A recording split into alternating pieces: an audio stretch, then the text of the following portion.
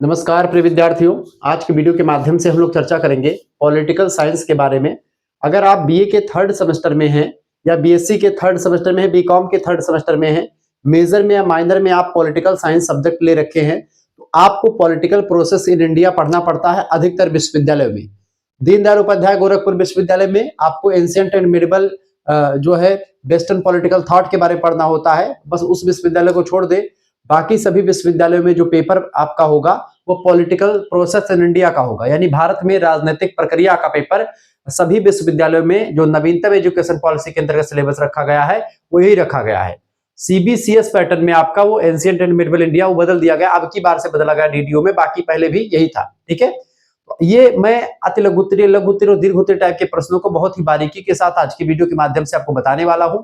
ध्यान रखेंगे दोस्तों कि ये पेपर ही मैं सॉल्व करवाऊंगा, ये मॉडल पेपर नहीं होगा, ये आपका क्वेश्चंस पेपर होगा कि क्वेश्चंस पेपर में क्वेश्चंस कैसे आते हैं। और अब की बार का पेपर है 2026 का पेपर है, यानी जो अभी पेपर चल रहा है दिसंबर महीने का 2025 में पेपर हो रहा है, और 26 यानी जिसको कहते हैं 2026 25-26 का पेपर, ये 26-27 के लिए, 28-29 के लिए, सभी के लिए महत्वपूर्ण होगा। यह बात आप ध्यान रखेंगे।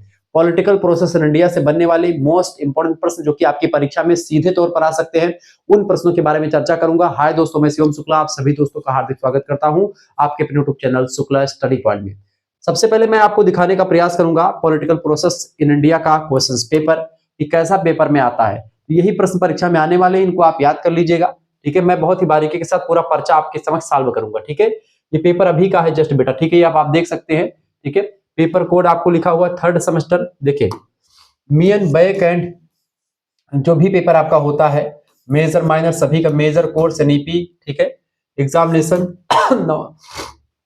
नवंबर दिसंबर में पेपर जो चल रहा है इस समय 2025 का यही पेपर है, अभी जस्ट पेपर हुआ है, एक दिन पहले का पेपर है। Political science, political process in India, 75 number का पूर्णांक है और 3 आवर्स का आपको समय दिया गया है। ठीक है, और अब तो अधिकतर विश्वविद्यालय 2 घंटे का समय देते हैं, लेकिन यहाँ पर आपको 3 घंटे का समय इस विश्वविद्यालय ने दिया था। जिस विश्वविद्यालय का पेपर है उसने 3 घंटे का समय दिया हुआ था। ठीक है, तो कोई दिक्कत की बात नहीं, आराम से इसको आप सॉल्व कर सकते हैं चाहे 2 घंटे का हो चाहे 3 घंटे का हो। प्रश्न इंपॉर्टेंट है कि प्रश्न कौन कौन से परीक्षा में आते हैं। ठीक है, अब मैं आपको बताने का प्रयास करूंगा। प्रश्न थोड़ा सा यहाँ पर आपको थोड़ा सा दूसरे टाइप का दिख रहा होगा, अच्छे तरीके से आपको नहीं दिख रहा होगा तो थोड़ा सा भी कर देंगे, आपको दिख जाएगा। ठीक है, चलिए आपको दिख रहा होगा, समझने का प्रयास करें। Attempt all sections as per instruction, सभी खंडों को निर्देश के अनुसार हल करना है आपको। ठीक है, सेक्शन ए की बात की, यानी very short answer type question पूछे जाते हैं, अति लघु उत्तरीय प्रश्न।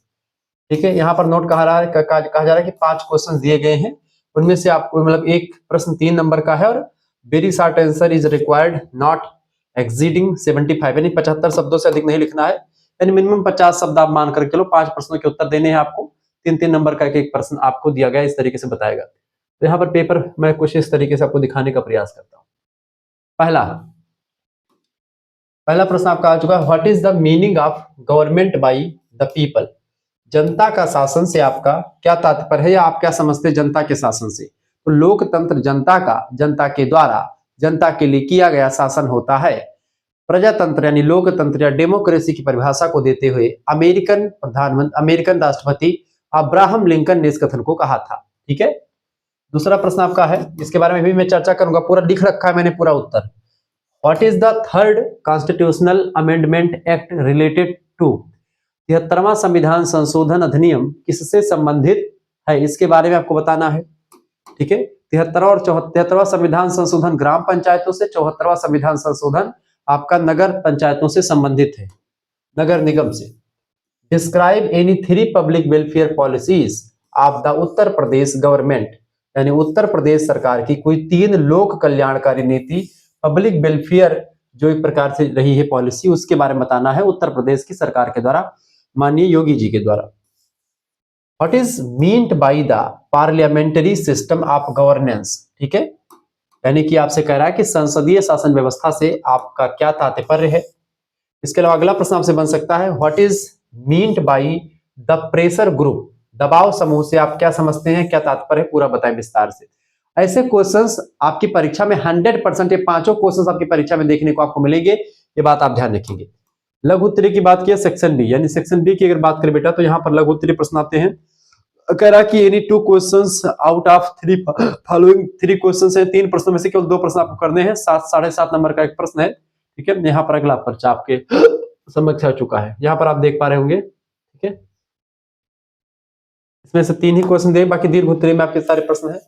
निम्नलिखित 3 में से किन्हीं 2 प्रश्नों के उत्तर दीजिए। प्रत्येक प्रश्न 7.5 अंक का है। अधिकतम 200 शब्द में आपको उत्तर लिखना होता है लघु उत्तरीय प्रश्नों के। प्रश्न है describe the role of Uttar Pradesh in Indian politics, यानी कि भारतीय राजनीति में उत्तर प्रदेश की क्या भूमिका है बताइए। उत्तर प्रदेश की वैसे बहुत ज्यादा भूमिका, चूंकि लोकसभा की सीटें उत्तर प्रदेश में बहुत ज्यादा है, ठीक है। कम से कम 80 सांसद लोकसभा में यहीं से जाते हैं, उत्तर प्रदेश से। What is meant by the 3 tier system of governance, explain. त्रिस्तरीय शासन व्यवस्था, त्रिस्तरीय शासन व्यवस्था जो है, एक आपका जैसे त्रिस्तरीय शासन व्यवस्था जो आपकी आई है, ये ग्राम पंचायत और नगर निगम के द्वारा लागू की गई है। आप देखते हैं कि जो 73वां संविधान संशोधन या 74वां संविधान संशोधन हुआ, उससे रिलेटेड है। इसकी व्याख्या करने को लेकर के प्रश्न था। अगला प्रश्न है what is meant bye regionalism, describe it's causes. क्षेत्रवाद से क्या अभिप्राय है, इसके कारकों का वर्णन कीजिए। बहुत महत्वपूर्ण प्रश्न है। ये तीनों प्रश्न आपकी परीक्षा में सीधे तौर पर आएंगे। दीर्घ उत्तरीय प्रश्न की बात की तो attempt any 3 questions out of the following 5 questions, यानी 5 प्रश्नों में से किन्हीं 3 प्रश्नों के उत्तर देने हैं। ईच क्वेश्चंस कैरीज 15 मार्क्स, यानी प्रत्येक प्रश्न आपका 15 नंबर का है। Answer is required in detail, answer आपको विस्तार पूर्वक इसमें लिखना है, ठीक है। 15 नंबर का एक प्रश्न है, 3 क्वेश्चंस आपको करने हैं। चलिए अब मैं प्रश्नों के उत्तर मतलब इन प्रश्नों को दिखाता हूँ, दीर्घ उत्तरीय प्रश्नों की श्रृंखला को दिखाता हूँ।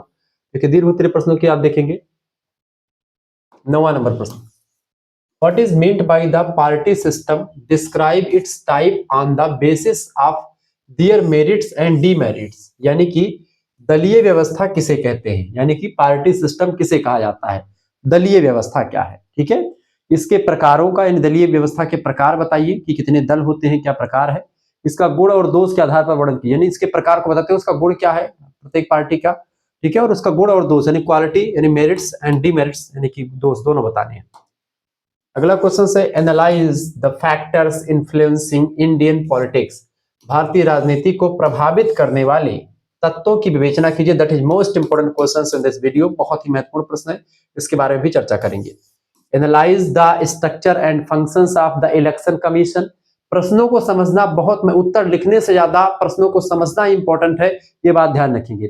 चुनाव आयोग की संरचना और कार्यों की विवेचना कीजिए, इसके बारे में पूरा डिटेल से अध्ययन आपको मैं बताऊंगा, पूरे डिटेल से आपको समझा करके चर्चा करूंगा। अगला प्रश्न है what is meant bye nation building, describe it's challenges, राष्ट्र निर्माण से क्या तात्पर्य है, इसकी चुनौतियों का वर्णन कीजिए। अगला क्वेश्चन है what is meant bye communalism, analyse it on social, economic and political grounds, यानी सांप्रदायिकता से आप से क्या समझते हैं, सांप्रदायिकता से सामाजिक, आर्थिक एवं राजनीतिक आधार पर इसकी विवेचना कीजिए। ये सब सारे प्रश्न आपकी परीक्षा के लिए बहुत ज्यादा महत्वपूर्ण थे। ये आपके हो गए क्वेश्चन, सारे क्वेश्चन पेपर। अब मैं चर्चा कर रहा हूं राजनीति विज्ञान, भारत में राजनीतिक प्रक्रिया, पॉलिटिकल प्रोसेस इन इंडिया का पूरा पेपर मैं सॉल्व करूंगा आज, ठीक है। सेक्शन ए के प्रश्नों को पहले देखते हैं, यानी खंड आ के जो 5 प्रश्न है अति लघु उत्तरीय के, इनको भी मैंने विस्तार से लिख रखा ताकि इसको भी आप कम से कम 100-150 शब्दों में यानी लघु उत्तरीय पूछे तो भी आप कर सकते हैं, ठीक है। अब चले जानने का प्रयास करते हैं। पहला क्वेश्चन आपके स्क्रीन पर आ चुका बेटा, पहला प्रश्न आपकी स्क्रीन पर क्या आ चुका है देखेंगे।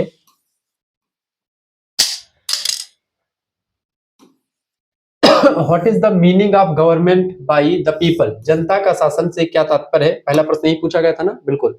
चलिए समझते जनता का शासन क्या होता है, देखेंगे परिभाषा, परिभाषा और तात्पर्य। देखिए जनता का शासन का सीधा अर्थ होता है लोकतंत्र, यानी कि डेमोक्रेसी को ही जनता का शासन कहा जाता है, ठीक है। प्रजातंत्र, लोकतंत्र या डेमोक्रेसी आप इसको कह सकते हैं।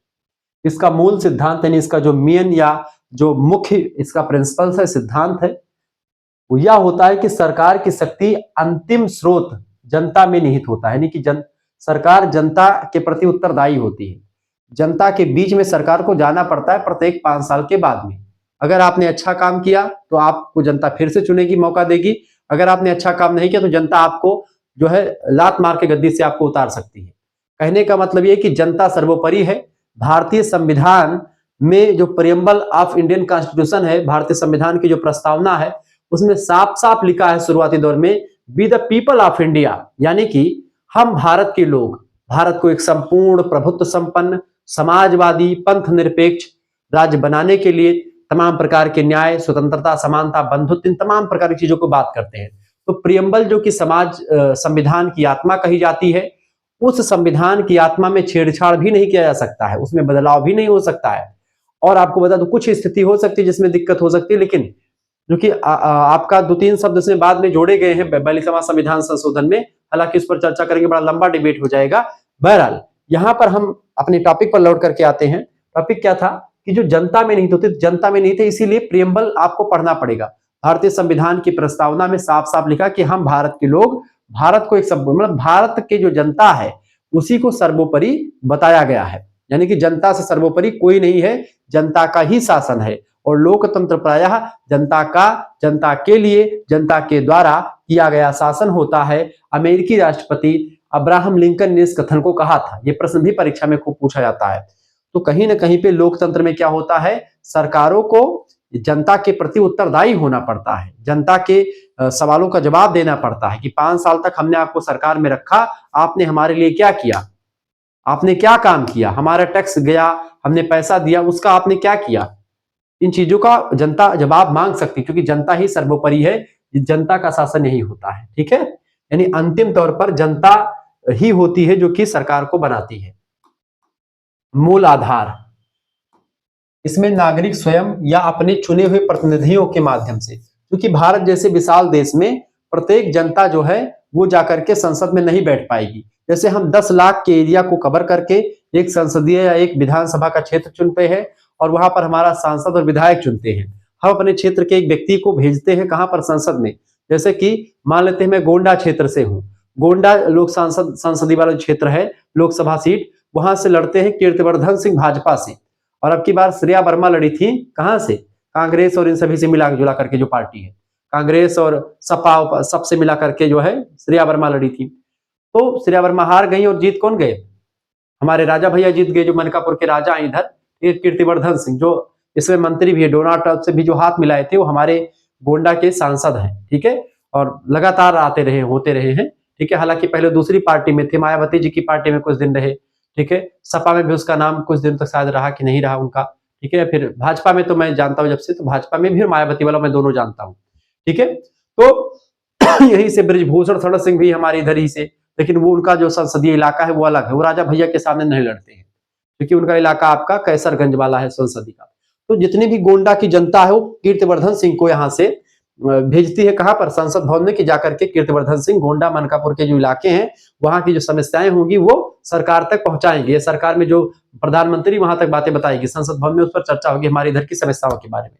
ऐसे ही लोकसभा सांसद के जो अलग अलग क्षेत्र होते हैं, सभी क्षेत्रों से एक एक सांसद जाते हैं। ऐसे ही राज्यों में विधायक जाते हैं, जो कि हमारे प्रतिनिधि होते हैं, क्योंकि 10 लाख की जनता का प्रतिनिधित्व वो एक व्यक्ति करता है जो सांसद या विधायक होता है। तो इस तरीके से विधानसभा का क्षेत्र छोटा होता है, लेकिन उसका क्षेत्र बहुत बड़ा होता है सांसदी का। ठीक है, ये बात आप ध्यान रखेंगे। तो हम क्या करते हैं, स्वयं तो नहीं जा सकते, क्योंकि स्वयं अगर जाएंगे तो वो हो जाएगी प्रत्यक्ष लोकतंत्र, और प्रत्यक्ष लोकतंत्र दुनिया में किसी भी देश में संभव नहीं है, मात्र एक देश को छोड़ करके।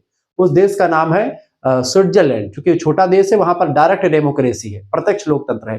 बाकी दुनिया के किसी भी देश में प्रत्यक्ष लोकतंत्र नहीं है। भारत जैसे विशाल देश में जनता के विचारों को मानना या जनता के विचारों को, सभी जनता के विचारों को सुनना, दैट इज इम्पॉसिबल, संभव नहीं है। अतः हम अपने चुने हुए प्रतिनिधि को वहां पर भेजते हैं और वो हमारी बातों को सरकार तक पहुंचाते हैं। तो प्रतिनिधियों के माध्यम से शासन प्रक्रिया में भाग लेते हैं जनता। यह प्रणाली इस विश्वास पर टिकी है कि सभी व्यक्ति समान हैं और उन्हें यह तय करने का अधिकार है कि उन पर कैसे शासन किया जाना चाहिए। यही जनता का शासन होता है, कि जनता, सभी लोग कहते हैं कि भाई हम पर शासन कैसे हो, इसके लिए पूरा व्यवस्थित। विशेषताएं लिख दीजिएगा। जनता के शासन में नियमित निष्पक्ष चुनाव होता है, यानी कि हर 5 साल पे चुनाव होता है और कोई भी व्यक्ति इसमें खड़ा हो सकता है। नागरिकों को मौलिक अधिकार की रक्षा उनकी होती, जैसे कि अभिव्यक्ति की स्वतंत्रता, वो बोल सकते हैं। ठीक है, वो एक प्रकार से कहीं पर बस सकते हैं, कहीं पर कुछ कर सकते हैं, सब स्वतंत्रता उनको मिली है। और विधि का शासन, यानी कि रूल ऑफ लॉ, अनुच्छेद 14 जो भारतीय संविधान का कहता है, रूल ऑफ लॉ, विधि के सामने सभी बराबर हैं, ये भी आपको मिलता है, सुनिश्चित किया जाता है। यह सरकार को हमेशा जनता के प्रति जवाबदेह बनाए रखती है, कि जनता जो है सरकार से पूछ सकती है कि भाई आपने मेरे लिए क्या किया, या अगर आप कोई गलत काम करेंगे तो जनता फिर से 5 साल के बाद में आपको तख्तापलट करने के लिए जनता एक प्रकार से आपको क्या कर देगी, जनता आपको उस गद्दी से हटा देगी जिस गद्दी पर आप बैठे हुए हैं। ठीक है, ये बात आप ध्यान रखेंगे। आगे देखेंगे, अगला क्वेश्चन आपकी स्क्रीन पर आ चुका है, फटाफट से आप देखने का प्रयास करेंगे। दूसरा प्रश्न आपकी स्क्रीन पर आ चुका है भैया। प्रश्न है, what is the third constitutional amendment act related to? 73वां संविधान संशोधन अधिनियम किससे संबंधित है? बढ़िया प्रश्न है, तो बताएं भैया किससे संबंधित 73वां संविधान संशोधन अधिनियम जो है ये किससे रिलेटेड है? कौन बताएगा इसका करेक्ट आंसर? सभी लोग बताने का प्रयास करेंगे। चलिए, तो इसका संबंध किससे बेटा? देखिए, संबंध और उद्देश्य, 73वां संविधान संशोधन अधिनियम 1992 में जो है आया था, 1993 में 74वां, ये 1992-93 के आसपास ही आया। ये भी भारत में पंचायती राज व्यवस्था यानी कि पंचायती राज सिस्टम जो भारत में आया, यानी कि जैसे ग्राम स्तर पर ग्राम प्रधानी का चुनाव, क्षेत्र स्तर पर ब्लॉक प्रमुखी, और आपका अगला जो आपका आता है जिला पंचायत पर जिला पंचायती सदस्य लोग जो है जिला पंचायत का अध्यक्ष का चुनाव करते हैं। जैसे कि बीडीसी मिलकर के तमाम बीडीसी वोट देते तो एक ब्लॉक प्रमुख बनता है, ऐसे जिला पंचायत के जो सदस्य होते हैं वो वोट देते हैं, तब जाकर के जिला पंचायती का अध्यक्ष का चुनाव जीतता है।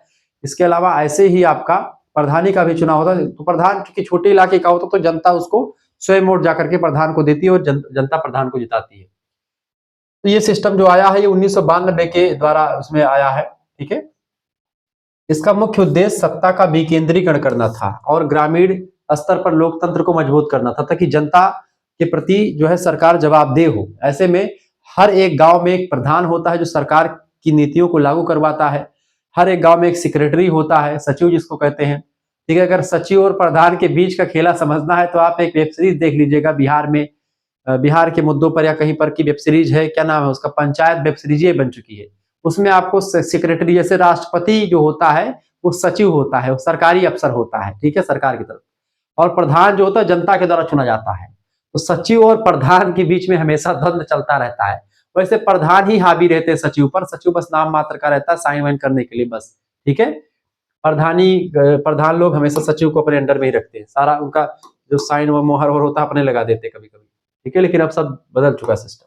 संवैधानिक दर्जा, इस संशोधन ने पंचायती राज संस्थाओं को संवैधानिक मान्यता प्रदान की और संविधान में भाग 9 यानी पंचायतें और 11वीं अनुसूची जोड़ी गई। ठीक है, 11वीं अनुसूची जो जोड़ी गई बेटा, वो जोड़ी गई किसको लेकर के? इन्हीं को लेकर के। और 12वीं अनुसूची नगर पंचायतों से रिलेटेड है। 11वीं अनुसूची में पंचायतों के कार्य करने के लिए 29 विषय शामिल किए गए हैं जिन पर ग्राम पंचायतों में काम किया जाता है। प्रमुख प्रावधान ये किया गया इस अमेंडमेंट में, इस संशोधन में, कि इस अधिनियम के तहत सभी राज्यों में त्रिस्तरीय ढांचा यानी कि पहले ग्राम, दूसरा खंड यानी कि जो प्रखंड यानी कि जिसको ब्लॉक प्रमुख होता है, ब्लॉक, और जिला स्तर पर जिला पंचायत का अध्यक्ष होता है। ग्राम स्तर पर ग्राम पंचायत का मतलब ग्राम प्रधान होता है। क्षेत्र स्तर पर आपका जो बीडीसी का चुनाव होता है, बीडीसी लोग वोट देकर किसको बनाते हैं? ब्लॉक प्रमुख को बनाते हैं। तो ब्लॉक से जो है जो वो आता है बजट, वो ग्राम तक जाता है। जिला से जो बजट आता है ब्लॉक में बढ़ जाता है, ब्लॉक से ग्राम में बढ़ जाता है और ग्राम से जनता में बढ़ जाता है। इस तरीके से त्रिस्तरीय सत्ता का विकेंद्रीकरण किया गया, सत्ता को कई लोगों के हाथ में बांट दिया गया है ताकि जनता तक जो है शासन सरकार की नीतियां पहुंच पाए। महिलाओं के लिए 1/3 सीटों का आरक्षण निश्चित किया गया है और अनिवार्य रूप से 5 वर्षीय चुनाव का प्रावधान किया गया, यानी कि 5 साल बाद में प्रधानी का चुनाव। अभी प्रधानी का चुनाव जो है नजदीक है, आ रहा है। ठीक है, आगे देखेंगे। अगला आपका है तीसरा नंबर प्रश्न आ चुका भैया। Describe any 3 public welfare policies of Uttar Pradesh government, यानी कि उत्तर प्रदेश सरकार की कोई 3 लोक कल्याणकारी नीतियों का वर्णन कीजिए। बढ़िया प्रश्न है, देखेंगे। लोक कल्याणकारी नीतियां हेडिंग डालेंगे, देखेंगे। उत्तर प्रदेश सरकार समाज के विभिन्न वर्गों के उत्थान के लिए कई योजनाएं चलाती रहती है। 3 प्रमुख नीतियां निम्नलिखित हैं, जैसे कि मुख्यमंत्री कन्या सुमंगला योजना। फोकस इसका क्या है? बालिका शिक्षा को प्रोत्साहन देना और लिंग अनुपात में सुधार लाना, यानी कि जैसे महिला और पुरुष में जो समानता है उसको बरकरार रखना, उस समानता को बनाए रखना, असमानता को दूर करना, ये इसका उद्देश्य है। इसके अलावा सहायता, मुख्यमंत्री कन्या सुमंगला योजना बेटी के जन्म से लेकर के स्नातक तक विभिन्न चरणों में परिवार को सीधे वित्तीय सहायता प्रदान की जाती है, जिससे उनका भविष्य सुरक्षित होता है। किसका? बच्चियों का। क्योंकि समाज में जो है लड़की अगर पैदा होती तो माता पिता उतने खुश नहीं होते प्रायः, लेकिन जितना लड़का पैदा होता तो ढोल मजीरा के साथ सोहर होता है कि ललना लाल हुई है कुलवा के दीपक। ललना जो है जाकर के बढ़िया से दुकान पे चाय समोसा काट रहे हैं और चाय पीते हुए मतलब कि जो है क्या सिगरेट पी रहे हैं और दुनिया भर का जो है ज्ञान बता रहे हैं चौराहे पर बैठ करके। और जो लड़की होती है माता पिता की सेवा लड़की घर पे बैठ करके अपना करती रहती है। लड़कियां माता पिता का कहना मानती, लड़के क्या होते हैं बाहर निकलते हैं और वो माता पिता को भी भूल जाते हैं गिनाता है। ठीक है, जब उनकी वाइफ आती हैं अपने माता पिता को भूल जाते हैं, लेकिन वो बिटिया जो होती है वो दूसरे के घर पे गई हुई है लेकिन वो फिर भी आती माता पिता की सेवा करने के लिए। ठीक है, अब चाहे ये होता है कि भाई लड़का जो है लगातार घर पे बना रहता है, घर पे ही रहता है पिताजी के साथ, तो जाहिर सी बात है अगर किसी के साथ आप लगातार बने रहेंगे तो झगड़ा लड़ाई होगी, और अगर आप दूर रहेंगे तो झगड़ा लड़ाई बहुत कम होगी और प्रेम बना रहेगा। ठीक है, ज्यादा नजदीकी जो होती है, नजदीकियां बहुत जो है झगड़ा का कारण बनती हैं, क्योंकि 10 बात आप बोलेंगे तो उनमें से एक आध बात बुरी भी लगेगी। तीसरी बात, एक जिला उत्पाद योजना ODOP, एक जिला यानी कि वन डिस्ट्रिक्ट वन प्रोडक्ट की नीति जो है लागू की गई उत्तर प्रदेश सरकार के द्वारा, एक लोक कल्याणकारी नीति। तो पहला कन्या सुमंगला योजना हो गई, दूसरा आपकी हो गई एक जिला एक उत्पाद योजना। इसका फोकस है राज्य के स्थानीय और विशिष्ट शिल्पों और छोटे उद्योगों को बढ़ावा देने के लिए उत्तर प्रदेश सरकार ने इसको किया। इसका उद्देश्य है प्रत्येक जिले के एक अद्वितीय उत्पाद, जैसे कि बनारस की सिल्क की साड़ी, सिल्क की साड़ी जो है उनको एक प्रकार से यहाँ पर बनारस के लिए उसको फेमस कर देगी, बनारस में ही सिल्क की साड़ी मिलती है। अब बनारसी साड़ी में एक बार खरीदने गया था भैया, एक बढ़िया दुकान है साड़ी की, वहां सिगरा पे बहुत बड़ी दुकान है बनारस में, और वहां पे मैं गया था खरीदने के लिए, बड़ी महंगी महंगी साड़ियां थी भैया, सिल्क की रेशमी से पता नहीं कौन कौन साड़ी दिखा रहा था। होश खराब होगा भैया, हम कहें हाथ जोड़े थे महाराज हमारे औकात से बाहर है, निकल जोड़ते कहन बहिरे, चलो भैया ये हमारे बस का ना ही, चलो को अलग खरीद ली।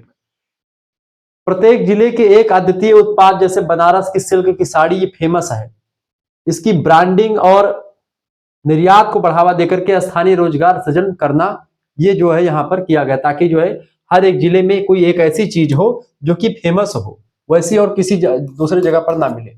प्रधानमंत्री किसान सम्मान निधि योजना, PM किसान का क्रियान्वयन, इसका फोकस था किसानों की आय बढ़ाना और वित्तीय सहायता देना। क्रियान्वयन क्या किया गया इसका, यह योजना छोटे और सीमांत किसानों को प्रति वर्ष 6,000 की वित्तीय सहायता सीधे उनके बैंक खाते में प्रदान करती है, जिससे ग्रामीण अर्थव्यवस्था को बल मिलता है। यानी कि 6,000 रुपए जिसके नाम पे खेत वगैरह होता है घर में, उसके खाते में एक साल में 6,000 रुपए आते हैं। यानी कि आपका मान लीजिए कि 500 रुपया का महीना, 500 रुपया महीना, ये हर व्यक्ति को जिसके पास खेत, जिसके नाम खेत होता है उसके नाम खाते में आता है। 2-2 हजार रुपए की 3 शिफ्टें आती हैं शायद, ठीक है, 3-3 महीने पे, ठीक है, 3-3 महीने पे आती हैं, 2-3, हाँ 3-3 महीने पे शायद आती है, 3 चौको 12, जो भी हो 3-3 महीने पे अगर 2-2 हजार आएंगे तो 2-3 6, 3 ही महीने तो हुआ नहीं, 2-2 हजार 4-4 महीने पे आएंगे, तो फिर जो भी होता है इसी 6,000 को एक साल में बांट देते हैं और इसी हिसाब से 2-2 हजार रुपए की शिफ्ट या 1-1 हजार रुपए की शिफ्ट जैसे भी आती है ये आती है, क्योंकि दादा जी के खाते में भी मेरे हिसाब से आया आता है, KYC नहीं होता तो फिर रुक जाता है ये, और ऐसे ही मतलब जिसके नाम पर खेत होता है घर का मुखिया उसके नाम पर ही खाता, ये पैसा आता रहता है। ठीक है, प्रत्येक 4 महीने पर 2,000 रुपए, हाँ प्रत्येक 4 महीने पर 2,000 मिलता है, तो 4-3 12, ठीक है, 2-3 6, ठीक है, आपका 4 महीने पर 2,000 रुपए खाते में आता है लोगों के। ये हो गया आपका उत्तर प्रदेश के द्वारा 4 ऐसे कल्याणकारी नीतियां जो जनता को सीधे फायदा देती है। अगला क्वेश्चन आ चुका महोदय, what is meant by the parliamentary system of government, संसदीय शासन व्यवस्था से आप क्या समझते हैं, क्या तात्पर्य है। देखिए, संसदीय शासन व्यवस्था वह प्रणाली है जहां कार्यपालिका यानी कि एग्जीक्यूटिव, कार्यपालिका जैसे कि जिसको आप मंत्री परिषद कहते हैं, ठीक है, मंत्री परिषद, जिसमें कार्यपालिका बेसिकली जो मंत्री परिषद है या जो सरकारी कर्मचारी लोग होते हैं वो कार्यपालिका के सदस्य होते हैं।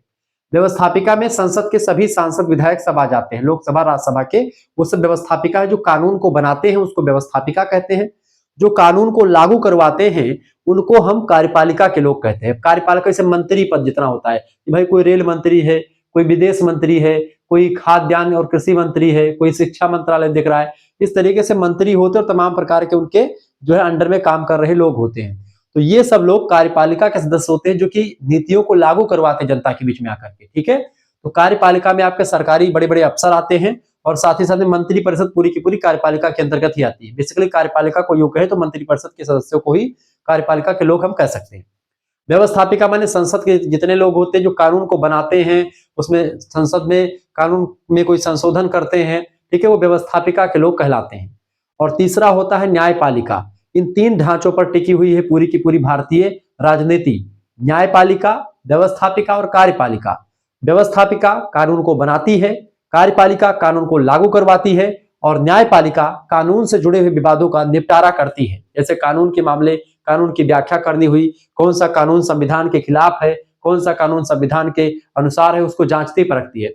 अगर कोई कानून संविधान के दायरे से बाहर जाता है तो न्यायपालिका स्वतंत्र है, न्यायपालिका तुरंत उस कानून को जो है रिजेक्ट कर देती है, उसको खत्म कर देती है और इस तरीके से या फिर उसमें बता देती है कि भाई आप ये गलत किए हो, वो व्यवस्थापिका को बताएगी, व्यवस्थापिका उसको सही करेगा। न्यायपालिका स्वतंत्र है अपने स्थान पर, व्यवस्थापिका अपना और कार्यपालिका अपना, सभी लोग स्वतंत्र हैं, लेकिन कहीं ना कहीं पे इनका आपस में संबंध थोड़ा थोड़ा रहता है, लेकिन न्यायपालिका सबसे स्वतंत्र मानी जाती है। ठीक है, कार्यपालिका व्यवस्थापिका, जैसे कार्यपालिका में जो लोग हैं वो व्यवस्थापिका के भी कहीं ना कहीं पे सदस्य होते हैं, क्योंकि एक सांसद ही एक मंत्री बनता है।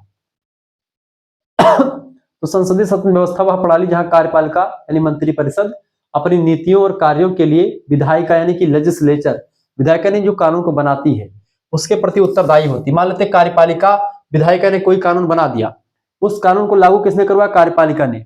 अब कार्यपालिका कैसे लागू करवा रही इस चीज को व्यवस्थापिका पूछेगी कि तुम इसी मंत्रालय को कैसे चला रहे हो भैया। संसद में सवाल होगा, विपक्ष सवाल पूछेगा, विपक्ष के सवालों का जवाब देना पड़ेगा। अगर दे पाओगे तो अच्छी बात, नहीं दे पाओगे तो फिर आप जाल घोटाला कर रहे हो। तो कहीं ना कहीं पे आप देखेंगे कि लेजिस्लेचर जो होता है उसके प्रति उत्तरदायी होती है कौन? मंत्री परिषद या कार्यपालिका। इसे मंत्रिमंडलीय शासन भी कहा जाता है। भारत में संसदीय शासन व्यवस्था ही है, दोहरी कार्यपालिका होती है।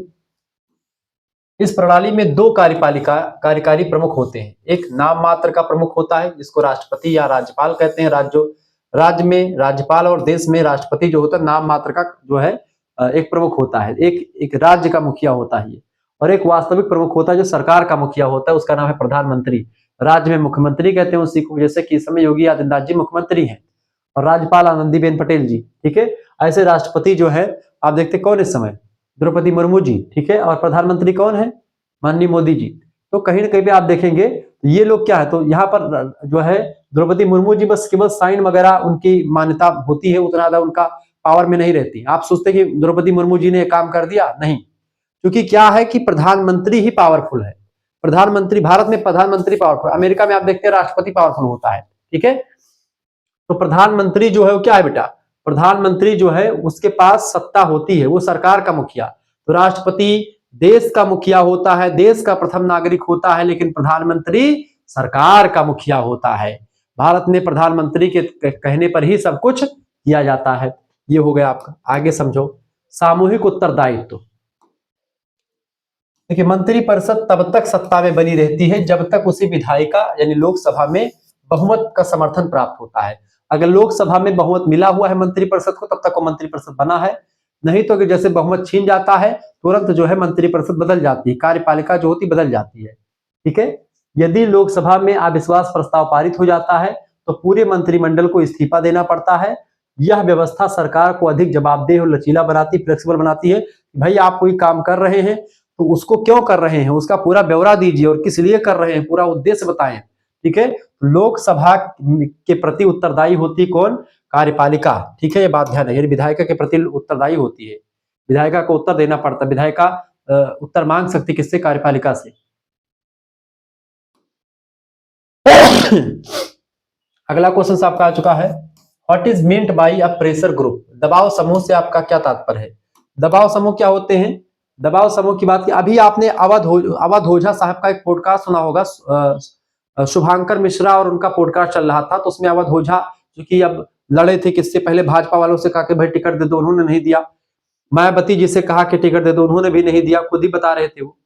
और जब अंतोगत्ता उनको टिकट मिल गया भैया, दिल्ली से टिकट मिल गया, अरविंद केजरीवाल ने जो है शीर्ष के नेताओं ने बुलाया और बातचीत हुई, उसके बाद में टिकट मिल गया, हार गए चुनाव अवध ओझा साहब। हारने के बाद में शायद उन्होंने मन बनाया कि भैया उसको छोड़ दो, राजनीति में नहीं शामिल होना, तो राजनीति छोड़ दिया उन्होंने, संन्यास बता रहे थे कि भाई राजनीति से हमने संन्यास ले लिया। ठीक है, तो अब क्या है, उनसे मैं किस मुद्दे पर इस उदाहरण को देने का प्रयास कर रहा हूं? दबाव समूह। तो उनसे पूछा शुभांकर मिश्रा साहब ने, ये बताएं कि भाजपा ही क्यों जीतती है, भाजपा अभी बिहार में जीती क्यों जीतती है? तो उन्होंने कहा इसके पीछे कई कारण होते हैं। बड़ा अच्छा जवाब दिया, कहा कि भैया देखो, एक तो भाई 10-10 हजार रुपए महिलाओं के खाते में पहुंच गए, पहला तो यही हो गया। अखिलेश यादव ने भी बोला कि भाई हम 40,000 रुपए देंगे, ठीक है, इसी मामले को लेकर के। अब इसमें मैं किसी राजनीतिक पार्टी की ना बुराई कर रहा हूं ना ही बड़ाई कर रहा हूं, ठीक है, मैं आपको समझा रहा हूं कि ये मुद्दा क्या है, अभी आपको क्लियर हो जाएगा। भैया उन्होंने कहा कि 10-10 हजार रुपए मिलाई, एक तो ये मुद्दा रहा, और दूसरा मुद्दा क्या रहा कि भाजपा एक पार्टी है, तो पार्टी तो काम कर रही है, लेकिन पार्टियां हमेशा जनता के बीच में नहीं रहती हैं। लेकिन पार्टी के जो ऑर्गेनाइजेशन होते हैं, संस्थाएं होती है, दबाव समूह होते हैं, वो जनता के बीच में रहते हैं। कांग्रेस का कोई या सपा का कोई ऐसा कोई एक संगठन है? कोई संगठन नहीं है जो जनता के बीच में रहता है। जबकि भाजपा का एक दुनिया में मशहूर एक प्रकार से आप देखते हैं आरएसएस है, जो दबाव समूह है। अवध ओझा साहब ने कहा, तो आरएसएस जो है हर एक जनता के लिए बना हुआ, अपनी पकड़ बनाए हुए है। दबाव समूह, आरएसएस एक दबाव समूह है, इसीलिए मैं इसको समझाने का प्रयास कर रहा था। दबाव समूह क्या करते हैं? ये जनता के बीच में रहते, जनता की जो बातें हैं उनको सरकार तक ले जाते हैं, और सरकार पर दबाव डाल करके जनता की बातों को मनवाते हैं। इसीलिए इनको दबाव समूह कहते हैं, जो कि सरकार में शामिल नहीं होते, सरकार के या किसी राजनीतिक पार्टी में शामिल नहीं होते दबाव समूह, प्रेशर ग्रुप, लेकिन राजनीति में शामिल ना होते हुए भी अपने सारे काम को करवाने में सक्षम होते हैं, अपने हितों को साधते हैं, अपने उद्देश्य की पूर्ति के लिए संगठित होते हैं, किसी एक विचारधारा को लेकर के इकट्ठा होते हैं और उस विचारधारा पर आगे चलते हैं। अपनी और अपने समूह के लोगों की जो हित होते हैं उसको साधने के लिए सरकार के प्रति हिंसात्मक और अहिंसात्मक दोनों प्रकार के विद्रोह तक भी कर सकते हैं, ठीक है। तो ये राजनीतिक पार्टी के सदस्य ना होकर के, राजनीतिक पार्टी में भाग ना लेकर के भी राजनीति को प्रभावित करते हैं। परिभाषा लिखेंगे, दबाव समूह व्यक्तियों का एक संगठित समूह होता है जो अपने साझा हितों, साझा माने सभी का हित एक ही होता है, की रक्षा के लिए सरकारी निर्णयों और नीतियों को प्रभावित करने का प्रयास करते हैं, कोशिश करते हैं। कार्यप्रणाली की अगर बात की जाए तो दबाव समूह राजनीतिक दलों से अलग होते हैं। पॉलिटिकल पार्टी अलग है और दबाव समूह अलग है, क्योंकि वे सीधे चुनाव नहीं लड़ते। कौन? राजनीतिक समूह जो है, राजनीतिक दल चुनाव लड़ते हैं, जबकि प्रेशर ग्रुप यानी दबाव समूह चुनाव नहीं लड़ते हैं। इसके बजाय वे अप्रत्यक्ष तरीके से यानी कि इनडायरेक्टली वो जो है अपनाते, जैसे कि वो लॉबिंग करते हैं, मीडिया में अभियान चलाते हैं तमाम सारा सरकार के विरोध में या सरकार के समर्थन में, सार्वजनिक प्रदर्शन करते हैं, हड़ताल वगैरह करते हैं, जिससे सरकार प्रभावित होती है और सरकार उनकी बातों को मानने के लिए बाध्य भी हो जाती है, क्योंकि उनको पता है कि जो ये संगठन होते हैं इन्हीं की वजह से हार जीत हमारी लगी रहती है। जिनके पास जितने ज्यादा संगठन का सपोर्ट है वो उतना ज्यादा ही आगे बढ़ते हैं। उद्देश्य, इनका उद्देश्य विशेष रूप से अपने वर्गीय हितों, अपने वर्ग के, अपने पूरे समूह के हितों की पूर्ति करना होता है। जैसे कि ट्रेड यूनियन मजदूरों के हितों की रक्षा के लिए दबाव डालती सरकार पर, जबकि उद्योग संघ व्यापार नीतियों को व्यापार की नीतियों में छूट के लिए मांग करते सरकार से। ये लोकतंत्र में हितों के प्रतिनिधित्व का कार्य करते हैं। ऐसे ही आप देखते हैं आपका शिक्षा वाले जो अखिल भारतीय विद्यार्थी परिषद है, एबीवीपी, ठीक है, तो उसका भी आप ऐसे देखते हैं, उसमें भी विद्यार्थियों के लिए जो दबाव डालता है सरकार पर। ऐसे ही अलग अलग, किसान का अलग है, व्यापार संगठन का, तो सभी लोग जो है ऐसे अपने अपने हितों के, अपने अपने वर्ग के हितों को साधने के लिए ये काम किया करते हैं। ये होता प्रेशर ग्रुप, दबाव समूह। खंडवा की बात की है तो खंडवा में आपके 3 क्वेश्चन है, लघु त्रिक, इसको विस्तार से हम समझते हैं, 200 शब्दों वाले क्वेश्चन। चले 5 क्वेश्चन आपके, कोई छठा प्रश्न आप देखेंगे। Describe the role of Uttar Pradesh in Indian politics, भारतीय राजनीति में उत्तर प्रदेश की भूमिका का वर्णन कीजिए। देखिए, इससे पहले एक मॉडल पेपर मैंने जस्ट 2-3-4 दिन पहले, 5 दिन पहले दिया, उसको भी देख लीजिएगा। उसमें मैंने छोटे प्रश्नों को भी बताया है बहुत ज्यादा, इसमें मैं दीर्घ उत्तरीय, लघु उत्तरीय को बता रहा हूँ तीव्र गति से। महत्व समझे इसका, उत्तर प्रदेश का क्या महत्व है भारतीय राजनीति में। लिखेंगे, उत्तर प्रदेश यूपी को भारतीय राजनीति का शक्ति का केंद्र माना जाता है, क्योंकि इसकी विशाल जनसंख्या और राजनीतिक प्रतिनिधित्व राष्ट्रीय राजनीति की दिशा निर्धारित करते हैं। उत्तर प्रदेश में जो जीतता है बेसिकली केंद्र में उसकी सरकार बनना सुनिश्चित हो जाती है, क्योंकि 80 सांसद यहीं से जाते हैं। पहली बात, राजनीतिक प्रतिनिधित्व में निर्णायक है। उत्तर प्रदेश लोकसभा में सार्वजनिक मतलब की सर्वाधिक 80 सीटें उत्तर प्रदेश से 80 सांसद जाते हैं लोकसभा में, सबसे अधिक है पूरे के पूरे भारत में। केंद्र में सरकार बनाने के लिए किसी भी राजनीतिक दल या गठबंधन को बहुमत कम से कम 272 जो है सीट हासिल करना होता है किसी भी पार्टी को, तब जाकर के वो केंद्र में सरकार बना पाती। 272 सांसद अगर उसके साथ हैं तो ही बनती सरकार, जिनमें से 80 सांसद अकेले उत्तर प्रदेश के होते हैं। तो उत्तर प्रदेश में अच्छा प्रदर्शन करना सबसे ज्यादा अनिवार्य होता है, इसीलिए उत्तर प्रदेश जो है वो काफी आगे बढ़ रहा है, क्योंकि हर केंद्र के शासन भी यहाँ पर ध्यान देते रहते हैं। देश को सबसे अधिक प्रधानमंत्री यानी जवाहरलाल नेहरू जी उत्तर प्रदेश के थे, इंदिरा गांधी जी उत्तर प्रदेश से, अटल बिहारी वाजपेयी जी उत्तर प्रदेश से, ऐसे सारे प्रधानमंत्री अधिकतर उत्तर प्रदेश से ही रहे हैं। तो देने का गौरव यूपी को ही प्राप्त है। इसके राजनीतिक नेतृत्व की महत्ता को दर्शाता है कि भाई यहाँ से कितने प्रधानमंत्री निकले उत्तर प्रदेश से। ठीक है, दूसरी बात उत्तर प्रदेश की तो ये भूमिका हो गई। दूसरी भूमिका है सामाजिक और दलगत समीकरण का केंद्र है ये उत्तर प्रदेश। उत्तर प्रदेश में होता यह है कि राजनीति जाति और धर्म के जटिल समीकरणों पर अत्यधिक निर्भर करती है। उत्तर प्रदेश में आप देखते हैं राम मंदिर का मुद्दा, मथुरा में कृष्ण जन्मभूमि का मुद्दा और बनारस में काशी विश्वनाथ मंदिर का मुद्दा, ये मुद्दा कहीं ना कहीं पे हमेशा चुनाव के समय में आ जाता है।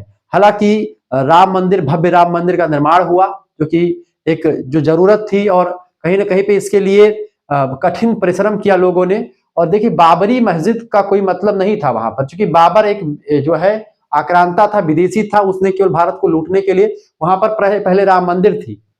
अयोध्या में राम जी का ही जन्म हुआ, कोई बाबर का जन्म नहीं हुआ। बाबर का जन्म वहां फरगना से आया था वो, और वहां से आकर के यहाँ पर राम मंदिर को तोड़ करके बनाया। यहाँ पर तो मुस्लिम संगठनों को ऐसे आगे आकर के कह देना चाहिए था उसी समय कि भैया ये मस्जिद हमारे लिए नहीं है, पाप है, यहाँ पर गुनाह है, इस पे जाकर के हमको नमाज पढ़ना।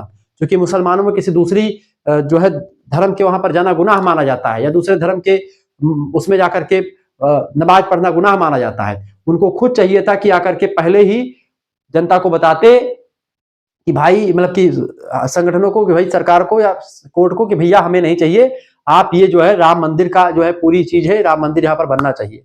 लेकिन उन लोगों ने क्या किया, हमेशा मामला अरझाए रखा। तो बाबर जो है यहाँ के कोई नहीं है, ये सब विदेशी थे, आए थे यहाँ पर, कब्जा लिया था, तोड़ दिया था सब कुछ पूरा, ये आज सभी को पता है। ऐसे ही कृष्ण जन्मभूमि मथुरा में, क्या मथुरा में जो है कोई बाहर का व्यक्ति, मतलब कोई जो है बाबर और ये अकबर आए थे वहां पर? नहीं, वहां पर कृष्ण जन्मभूमि थी। ऐसे ही बनारस काशी विश्वनाथ जिससे भगवान शंकर के लिए मशहूर है, तो वहां पर भी ऐसे झोंक, मतलब जितनी बड़ी बड़ी मंदिर थे उन सभी पर जो है इन लोगों ने क्या किया था, मस्जिद बनवा दिया था, उसको तोड़ करके उसके ऊपर नीचे का बिल्डिंग मंदिर है, ऊपर का बिल्डिंग जो है मस्जिद बनवा देते थे इस तरीके से। तो कहीं ना कहीं पे आप देखते हैं उत्तर प्रदेश में 3 ऐसे मुद्दे ये हमेशा राजनीति का केंद्र बने रहे हैं। इन 3 मुद्दों पर चुनाव बहुत ज्यादा। इसके अलावा जाति, यहां पर आप देखते हैं जैसे यादव का वोट बैंक भी ठीक ठाक है, ठाकुर भी है, और आप देखते हैं ब्राह्मणों का वर्चस्व। तो ये सब जातियों की भी राजनीति खूब होती रही है। ठीक है, उत्तर प्रदेश में आप देखते हैं कि जो है पिछड़े वर्ग का वोट बहुत ज्यादा है, दलित वर्ग का बहुत वोट ज्यादा है, इसीलिए आप देखते हैं मायावती जी का भी प्रधान, मतलब कि वो क्या नाम, मुख्यमंत्री बनी थी। ठीक है, तो उत्तर प्रदेश में हमेशा जातीय और धार्मिक समीकरण हमेशा से हावी रहा है। ऐसे ही बिहार में।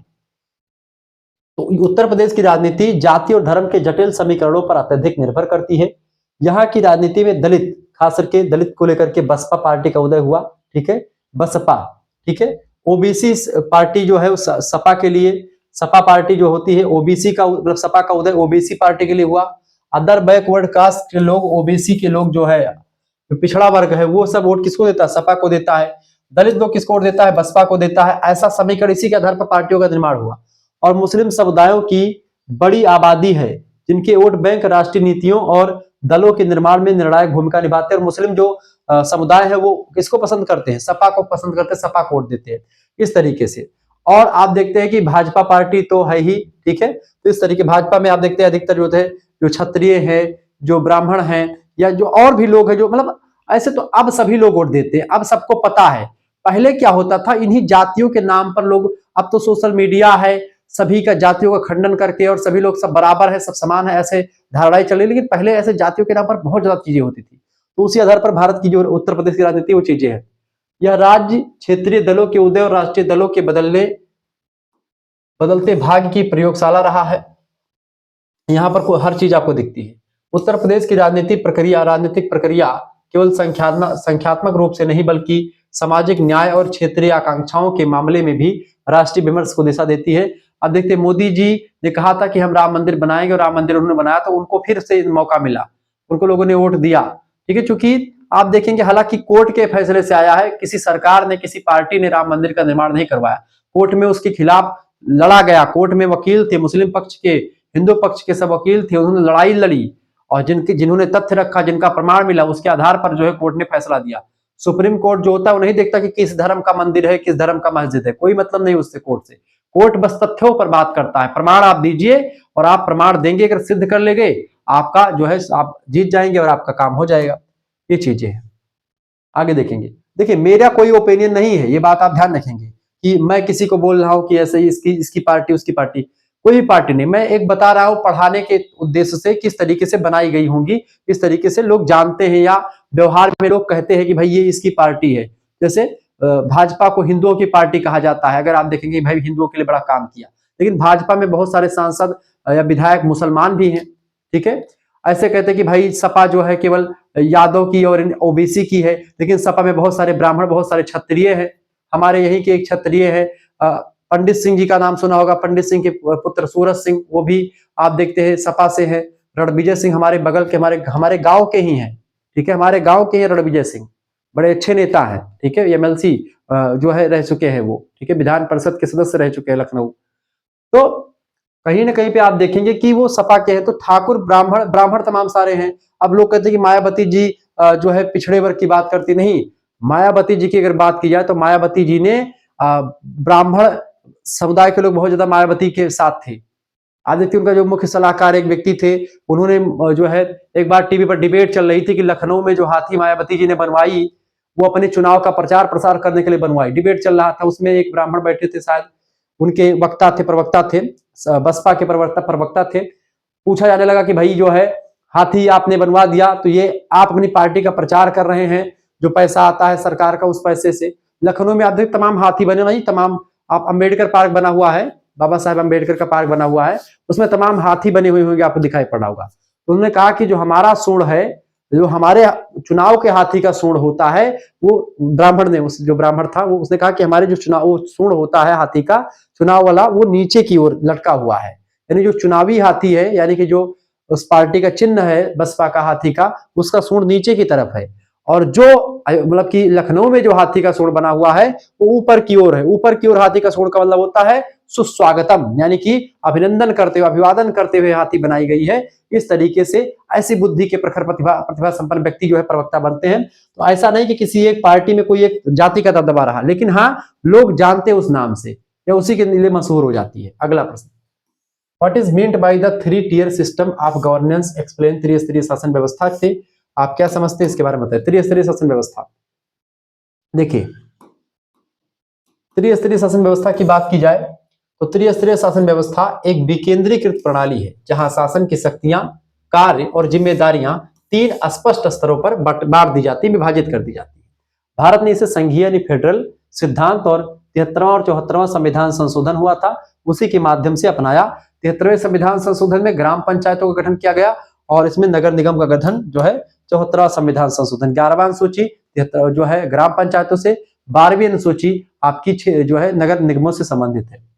व्यवस्था के 3 स्तर हैं आपके, एक है केंद्रीय स्तर या संघीय स्तर, यूनियन लेवल। संस्था, केंद्र सरकार की बात की जाए तो केंद्र सरकार में प्रधानमंत्री के नेतृत्व वाली सरकार है। दायित्व क्या है, राष्ट्रीय महत्व के विषय जैसे रक्षा, विदेश मामले और रेलवे और मुद्रा पर शासन करना, ये केंद्र सरकार देखती है। दूसरा आपका जो टियर होता है त्रिस्तरीय शासन में, वो होता है राज्य स्तर का, ठीक है। स्टेट लेवल संस्था क्या है, राज्य सरकारें, मुख्यमंत्री यहाँ पर मुखिया होता है नेतृत्व वाली। दायित्व क्या है इसका, क्षेत्रीय महत्व के विषय जैसे पुलिस, कृषि, स्वास्थ्य और शिक्षा पर शासन करना, ये जो है केंद्र जो है राज्य सरकार के अंतर्गत आता है। इसके अलावा स्थानीय स्वशासन की, स्थानीय स्तर पर लोकल लेवल यानी 3rd tier, यही इसी को कहते हैं। तीसरी व्यवस्था यही आई। 1992-93 से पहले ऐसी व्यवस्था नहीं थी। 1992-93 के आसपास अमेंडमेंट होता है संविधान में और इसमें फिर स्थानीय स्तर पर सरकारों का गठन किया जाता है ताकि गांव-गांव और केंद्र के अंदर मतलब सारी व्यवस्थाएं आती रहें। संस्था क्या है, ग्रामीण क्षेत्रों में पंचायतें और शहरी क्षेत्रों में नगर निकाय की स्थापना करना। दायित्व क्या होता है इनका, स्थानीय समस्याओं जैसे कि स्वच्छता, पानी, सड़क, इन सभी का विकास, इन सभी का समाधान करना। ग्रास रूट पर जनता की सीधी भागीदारी सुनिश्चित करना जो है, ये इसका उद्देश्य रखा गया। महत्व क्या है इसका, महत्व यह है, यह प्रणाली शक्ति की केंद्रीकरण को रोकती है और प्रशासन को जनता के करीब लाती, ताकि प्रशासन जो है जनता के पास रहे और जनता की बातों को सुने, जिससे स्थानीय स्तर पर नेतृत्व का विकास होता है और समावेशी विकास सुनिश्चित होता है। ये बात आप ध्यान रखेंगे। आगे देखते हैं, अगला क्वेश्चन आपका आ चुका है। 8वां नंबर प्रश्न है आपका, what is the meant by regionalism, describe it's causes. क्षेत्रवाद से क्या अभिप्राय है, इसके कारकों का वर्णन कीजिए। देखिए क्षेत्रवाद का अभिप्राय, क्षेत्रवाद एक राजनीतिक और सामाजिक विचारधारा है जो किसी विशिष्ट भौगोलिक क्षेत्र के लोगों में अपनी क्षेत्रीय पहचान, भाषा, संस्कृति और हितों के प्रति एक गहरी निष्ठा की भावना पैदा करती है। यह निष्ठा कभी कभी राष्ट्रीय निष्ठा से भी अधिक हो सकती है। तो क्षेत्रवाद जो होता है राष्ट्रीय एकता को बाधा उत्पन्न करता है, राष्ट्रीय एकीकरण में खतरा उत्पन्न कर सकता है। ठीक है। सकारात्मक या नकारात्मक पहलू। सकारात्मकता क्षेत्रवाद यानी जैसे क्षेत्रीय विकास की मांग देश के लिए अच्छा हो सकता है, लेकिन नकारात्मक क्षेत्रवाद जैसे कि भूमि के पुत्र सिद्धांत या अलगाववाद, ठीक है, ऐसे राष्ट्रीय एकता के लिए गंभीर खतरा पैदा कर सकते हैं। मतलब कभी कभी होता है कि क्षेत्रवाद जो होता है इतना हावी हो जाता है कि वो अपने एक अलग देश की मांग करने लगते हैं कि भाई हमारा एक अलग देश हो, ऐसी मांग करने लगते हैं। ये चीजें यहाँ पर राष्ट्रीय एकता को खतरा उत्पन्न कर सकती है। अपने क्षेत्र को आगे बढ़ाने के चक्कर में देश के हित को लोग भूल जाते हैं, यही क्षेत्रवाद होता है। अपने संप्रदाय को आगे बढ़ाने के चक्कर में अपने देश की जो है विचारधारा को भूल जाते हैं, अखंडता को अक्षुण्ण करते हैं। वो लोग जो है सांप्रदायिकता कहते हैं, संप्रदायवाद को बढ़ावा देते हैं। ऐसे ही जाति को अगर आगे रखते हैं और अपने देश को भूल जाते हैं तो यहाँ पर जातिवाद हो गया। आप अगर जो है धर्म को एक प्रकार से राज्य से ऊपर रखते तो वह आपका संप्रदायवाद, धर्मवाद हो गया। तो कहीं ना कहीं पे ये सब देश की एकता के लिए खतरा उत्पन्न करते हैं। क्षेत्रवाद के मुख्य कारण ये है, सबसे पहली बात है भाषाई पहचान, लिंग्विस्टिक आइडेंटिटी। भाषा क्षेत्रवाद का सबसे प्रमुख आधार है, क्योंकि भाषावाद ने ही क्षेत्रवाद को जन्म दिया। भारत में भाषाई आधार पर राज्यों का पुनर्गठन किया गया था। क्षेत्रीय पहचान को और मजबूत किया गया, जिससे भाषा विशेष के लोग अपनी अस्मिता को लेकर के अधिक मुखर हो जाते हैं।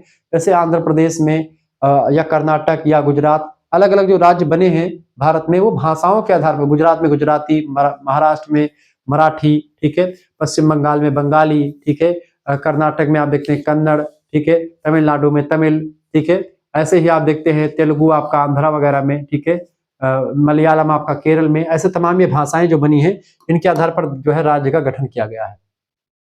आर्थिक असमानता और उपेक्षा यह क्षेत्रवाद का सबसे शक्तिशाली प्रेरक है। जब किसी क्षेत्र को लगता है कि उसे औद्योगिकरण यानी कि उद्योगों में आगे बढ़ना चाहिए, रोजगार और विकास के मामले में केंद्रीय सरकार द्वारा जानबूझकर उपेक्षित किया जा रहा होता है, तो असंतोष क्षेत्रवाद में बदल जाता है।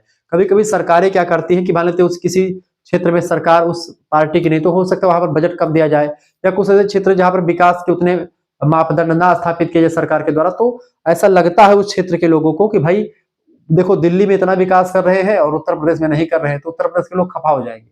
या उत्तर प्रदेश में बहुत विकास हो रहा है, झारखंड में नहीं विकास हो रहा, झारखंड के लोग जो है थोड़ा रिसिया जाए, गुस्सा हो जाए। ऐसे ही उत्तर प्रदेश में हो रहा है और मिजोरम, त्रिपुरा, मेघालय, नागालैंड में नहीं हो रहा, तो वो लोग गुस्सा हो जाए, तो क्षेत्रवाद का जन्म ले लेता है। ठीक है। ऐतिहासिक और सांस्कृतिक विरासत, एक साझा इतिहास और विशिष्ट संस्कृति, जैसे कि दक्षिण भारतीय संस्कृति या उत्तर पूर्वी जनजाति संस्कृति, ये अलग अपने आप को महसूस करती हैं। उस क्षेत्र के लोगों में सामूहिक भावना पैदा करती हैं जो उन्हें शेष देश से अलग महसूस करा सकती हैं। जैसे उत्तरी पूर्वी जनजाति अलग, नागालैंड, मिजोरम, त्रिपुरा, ये लोग अलग अलग बोडोलैंड की मांग करने लगते हैं। ठीक है। ऐसे ही दक्षिण भारत में आप देखते तमिलनाडु की मांग, मतलब कि दक्षिण भारत का एक अलग पूरा हिस्सा एक अलग टाइप का रहता है, तो उत्तर दक्षिण का वाद कभी कभी आप देखने को मिलता है। ये सब बिल्कुल गलत चीजें हैं, यही सब क्षेत्रवाद होता है। भौगोलिक अलगाव, पहाड़ी या दूर दराज के क्षेत्रों में भौतिक दूरी की वजह से शेष देश के साथ उसका भावात्मक जुड़ाव कम हो जाता है, जिससे स्थानीय अलगाव की भावना को बल मिलता है। तो ये होता है क्षेत्रवाद। आगे देखते हैं अगला क्वेश्चन आपका जो खंडसा का, आपको यहाँ पर 5 प्रश्न दिए गए हैं, इनमें से 3 ही प्रश्न के उत्तर करने, लेकिन मैं 5 प्रश्न के उत्तर आपको बताने का प्रयास करूंगा। प्रश्न आप देखेंगे, प्रश्न आपका आ चुका भैया, फटाफट से आप देखने का प्रयास करेंगे। What is meant by the party system, describe it's type on the basis of their merits and demerits. दलीय व्यवस्था किसे कहते हैं, इसके प्रकारों का गुण और दोष के आधार पर वर्णन कीजिए। दलीय व्यवस्था, पार्टी सिस्टम। दलीय व्यवस्था का अभिप्राय, दलीय व्यवस्था से तात्पर्य किसी राजनीतिक प्रणाली में राजनीतिक दलों की संख्या, संगठन और कार्यप्रणाली को दर्शाने के एक ढांचे से इसका तात्पर्य होता है। राजनीतिक दल की अगर बात करें महोदय, तो राजनीतिक दल समान राजनीतिक विचारों वाले लोगों का समूह होते हैं, जिसमें जो लोग शामिल होते हैं उनके विचार जो होते हैं समान होते हैं, जो सत्ता प्राप्त करने या करके अपनी नीतियों और कार्यक्रमों को लागू करना चाहते हैं जनता पर। दलीय व्यवस्था किसी भी लोकतंत्र का केंद्रीय तंत्र होता है, एक नर्वस सिस्टम होता है जो पूरी बॉडी को नियंत्रित करता है। जैसे ऐसे ही जो पार्टी सिस्टम जो होता है दलीय व्यवस्था जो होती है वो लोकतंत्र को मजबूत करती है। दलीय व्यवस्था के प्रकार और उनके गुण और दोष का वर्णन करते हैं। पहली सरकार होती है एक दलीय व्यवस्था, एक दलीय व्यवस्था, द्विदलीय व्यवस्था और बहुदलीय व्यवस्था। तीन तरीके की दलीय व्यवस्था के प्रकार होते हैं। एक दलीय व्यवस्था क्या है? One party system. इसका परिचय लिखेंगे। केवल एक राजनीतिक दल होता है, उसी को सरकार बनाने और देश चलाने की अनुमति होती है। जैसे कि चाइना में, उत्तर कोरिया में एक दलीय शासन व्यवस्था है। ठीक है, एक दल यानी कि यहाँ पर एक ही पार्टी है और वही पार्टी सरकार बनाती है, वही पार्टी के लोग प्रधानमंत्री या राष्ट्रपति बनते हैं, कोई दूसरी पार्टी नहीं होती। चाइना में, उत्तर कोरिया में ऐसी है। इसका गुण क्या है? स्थिरता और निरंतरता बनी रहती है, नीतियों को लागू करने में कोई विरोध नहीं होता, जिससे जिससे स्थिरता आती है और दक्षता बनी रहती है। देश इसमें खूब आगे बढ़ता है, हालांकि जनता के विचार, जनता की जो इमोशंस है वो दब जाते हैं इसमें। ठीक है, शीघ्र देश आगे बढ़ जाएगा, लेकिन जनता के जो एक प्रकार से कहीं ना कहीं पे जो अपेक्षाएं हैं सरकार से, वो जनता के विचारों को कुचल दिया था। जनता का जो विरोध, जनता के अंदर जो आग है, जनता जो चाहती है वो नहीं पूरा हो पाता।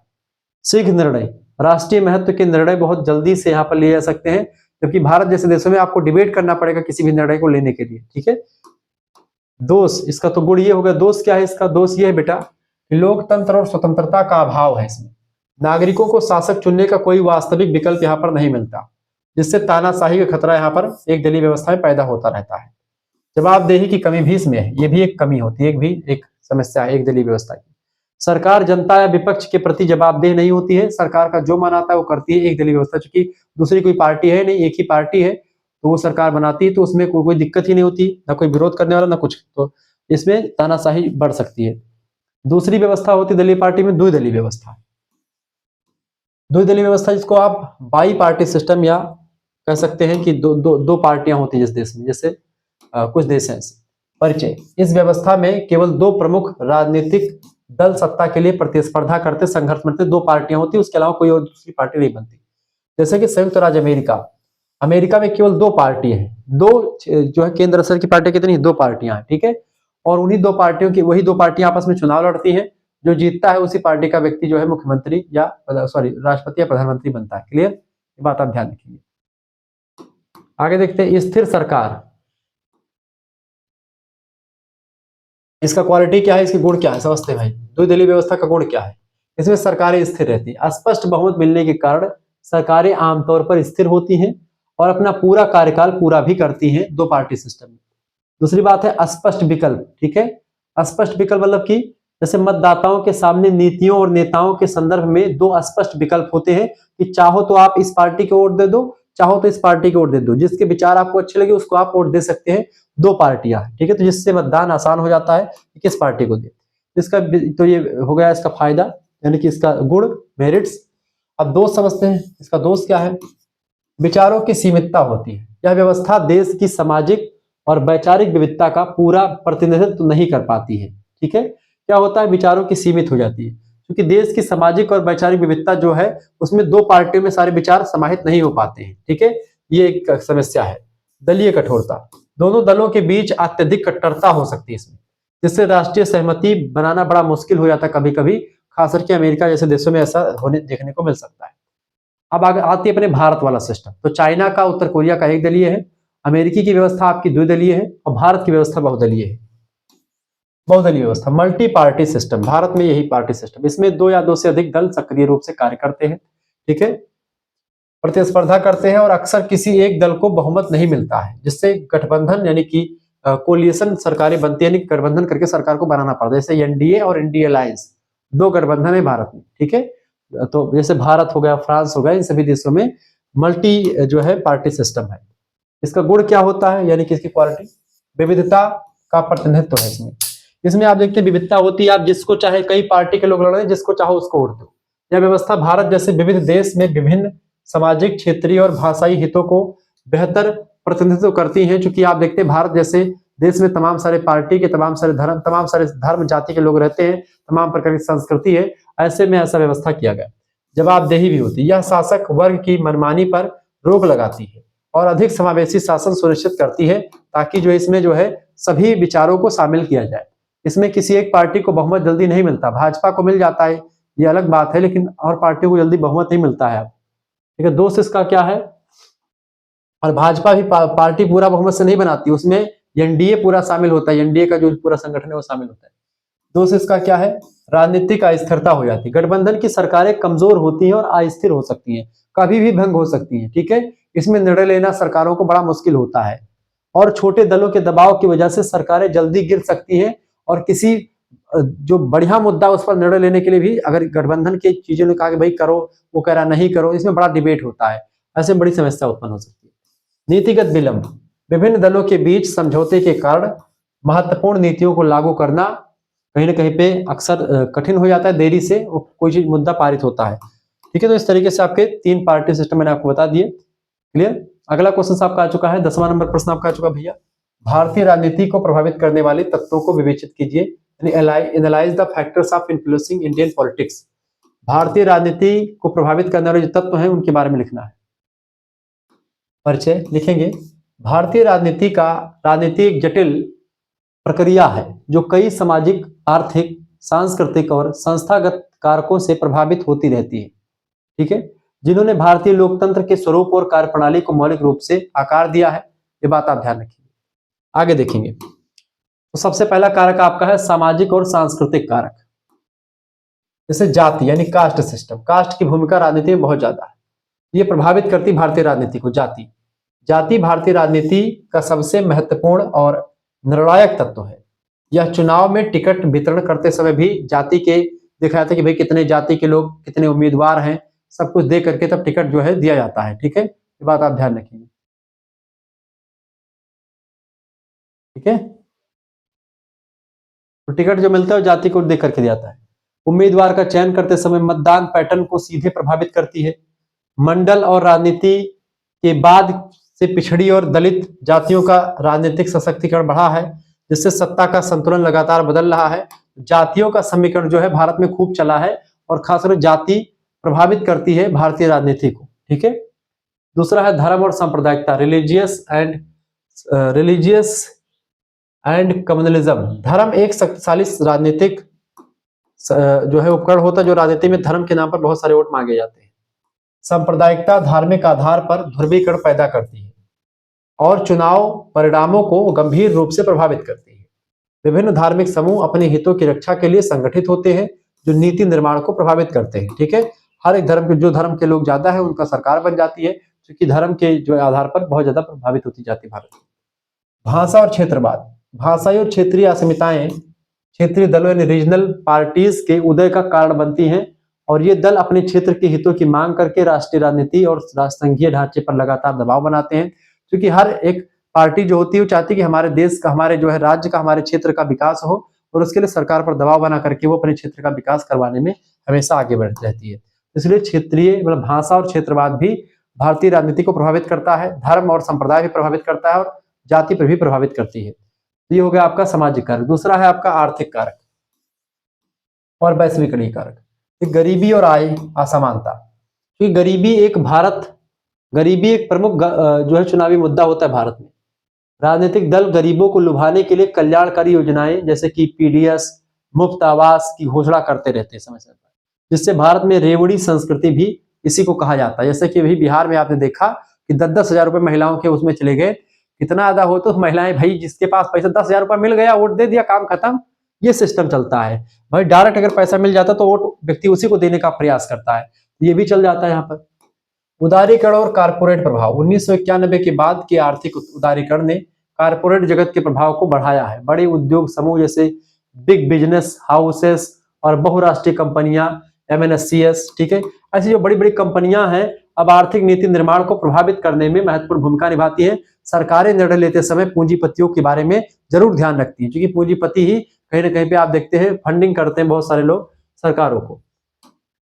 तीसरी बात संस्थागत कारक, देखिए संविधान और न्यायपालिका ये भी प्रभावित करती है भारतीय राजनीति को। भारत का संविधान राजनीतिक प्रक्रिया के लिए सीमाएं और नियम निर्धारित करता है कि भाई किस तरीके से आपको आगे बढ़ना, कौन कौन से चीजें करनी है, कौन कौन सी चीजें आप नहीं करनी है। सक्रिय न्यायपालिका, जुडिशियल एक्टिविज्म जो होता है ये भी प्रभावित करता है। सक्रिय न्यायपालिका भी चुनाव में प्रभावित करती है, ठीक है, भारतीय राजनीति को। न्यायिक समीक्षा के माध्यम से अक्सर सरकारी निर्णयों को चुनौती दी जाती है। सरकार ने जो निर्णय लिया है उसको न्यायिक समीक्षा के माध्यम से न्यायपालिका उसको चेक करती, जांचती है, जिससे नीति निर्माण प्रभावित होता है। इसलिए सरकार जब भी बनती तो सरकार जब भी कोई नियम बनाती है तो वो ये ध्यान रखती कि भाई ये उसके खिलाफ ना हो। दबाव समूह और मीडिया, ये भी आजकल तो मीडिया सबसे नंबर 1 पर है।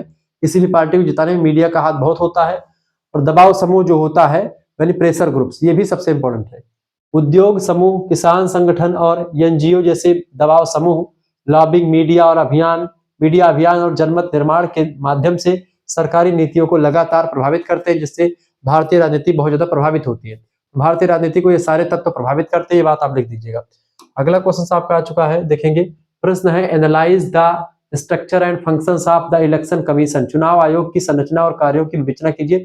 बढ़िया प्रश्न, आगे चलते हैं। चर्चा करने से पहले आपको बता दूं कि अगर आपको पीडीएफ प्राप्त करना है इसका, तो आप पीडीएफ प्राप्त कर सकते हैं मात्र और मात्र 100 रुपीज फीस देकर के। 9984 039 139 इस नंबर पर आप व्हाट्सएप पर एसएमएस कर दीजिएगा। क्या एसएमएस करना है बेटा? इस नंबर पर आपको एसएमएस कर देना अपना नाम, अपने यूनिवर्सिटी का नाम, अपने सब्जेक्ट के नेम और आप किस सेमेस्टर अपने सेमेस्टर का नाम लिख करके भेज दीजिएगा। ठीक है, अभी तो 3rd सेमेस्टर का चूंकि पेपर चला, तो बहुत सारे बच्चे सोच रहे गुरुजी पेपर है तो हम क्यों ज्वाइन करें। नहीं, पेपर है इसलिए ज्वाइन करें क्योंकि आपके लिए व्यवस्था कर दी गई कि 3rd एंड 4th, तो 4th वाला तो पूरा कोर्स आप ज्वाइन कर लेंगे। 3rd एंड 4th का दोनों के लिए फीस, वैसे 3rd सेमेस्टर की फीस 100 रुपए है, 4th सेमेस्टर की फीस भी 100 रुपए है अगर अलग लेंगे तो। लेकिन अगर एक साथ लेते हैं तो ये 200 रुपए फीस ना लग करके आपकी फीस कम कर दी गई, केवल 150 रुपए फीस में आपको 3rd एंड 4th दोनों सेमेस्टर की पूरी क्लास मिलेगी, जिसमें आपको सभी सब्जेक्ट के लेक्चर्स मिलेंगे। ठीक है, सभी सब्जेक्ट के वीडियो, पीडीएफ नोट्स, ठीक है, सब कुछ आपको मिलेगा। पीडीएफ नोट्स अब की बार तो क्या है, अब की बार मैं तो लिखित वाले परीक्षाओं की पूरी तैयारी ऐसे करवा रहा हूं जैसे कि आपको कहीं पर दोबारा आज से पहले देखने को नहीं मिला होगा। मैं आपका पूरा पेपर सॉल्व करवा रहा हूं। आप सोचो, मैं पूरा का पूरा क्या कर रहा हूं बेटा, पेपर आपका सॉल्व करवा रहा हूं। और आप ऐसे देखेंगे, ऐसे तमाम प्रकार के प्रैक्टिस सेट हैं, प्रैक्टिस सेट और पेपर, तमाम पेपर सॉल्व, ये सब आपको पीडीएफ में मिल जाएगा। तो अगर आप किसी भी सब्जेक्ट से sociology, political science, Hindi, Sanskrit, geography, ऐसे तमाम प्रकार के सब्जेक्ट को पढ़ना चाहते हैं या आपको पीडीएफ प्राप्त करना है, तो आप दोनों स्थिति में कर सकते हैं। अगर आप 100 रुपीज फीस पेमेंट करते हैं तो आप पेमेंट कैसे करना है, एक स्कैनर यानी क्यूआर कोड आपके पास भेजा जाएगा, उसी पर आपको जैसे एक सेमेस्टर का लेना है तो 100 रुपए फीस, अगर आपको दोनों सेमेस्टर का लेना है, ठीक है, तो आपको क्या करना है, आपको 150 रुपए फीस, यानी कि इसमें 50 रुपए आपको कम लग जाएंगे, 150 रुपए फीस जमा कर देने हैं। इसी स्कैनर पर आप जो है फीस जमा कर, जैसे आप एसएमएस करेंगे व्हाट्सएप पर तो स्कैनर भेजा जाएगा और इस पर आपको आप फीस जमा कर दो, चाहे आपके घर का कोई जमा कर दे, कोई भी फीस जमा कर दे, लेकिन ध्यान रखेंगे उसी नंबर से एसएमएस करिए जिससे आपको जुड़ना हो ग्रुप में। ठीक है, व्हाट्सएप ग्रुप से आपको जोड़ा जाएगा, वहीं पर लाइव क्लास की लिंक आपको मिलेगी। पीडीएफ नोट, सबसे इंपॉर्टेंट बात है कि ग्रुप हमारे कोर्स की यहाँ पर आपको सभी पीडीएफ नोट्स मिलते हैं। यूट्यूब पर तो आप वीडियो वैसे भी देख करके पास हो सकते हैं आराम से, क्योंकि वीडियोस आपको यूट्यूब, हमारी वीडियोस यूट्यूब पर आपको ऑलरेडी मिल जाएगी अपलोडेड फॉर्म में। लेकिन कुछ ऐसी चीजें होती है जो जैसे हिंदी की कई सारी वीडियो आपको नहीं मिलती हैं, या और चीजें वो सब भी यहाँ पर मिलती रहती हैं प्लेलिस्ट में सब कुछ। तो आपको अब आप टाइम क्या, 3rd सेमेस्टर वाले बच्चों के लिए टाइम ये है कि अब जो है ये कोर्स ज्वाइन कर लें, 3rd वाला 150 रुपए वाला। इसमें क्या होगा कि उनको 3rd सेमेस्टर की पूरी आपकी उनका पीडीएफ मिल जाएगा सभी सब्जेक्ट का, और साथ ही साथ में आपको ये 3rd एंड 4th दोनों सेमेस्टर का आपको पूरा का पूरा 4th सेमेस्टर 6 महीने तक की आपकी क्लास भी उसमें मिल जाएगी। यानी 4th सेमेस्टर में जो 6 महीने तक आपको पढ़ाया जाएगा सभी सब्जेक्ट का, मेजर, माइनर, को करिकुलर, पूरा आपको मिल जाएगा इसी पैसे में, 150 में सब। ठीक है, तो इस तरीके से आपके लिए व्यवस्था की गई।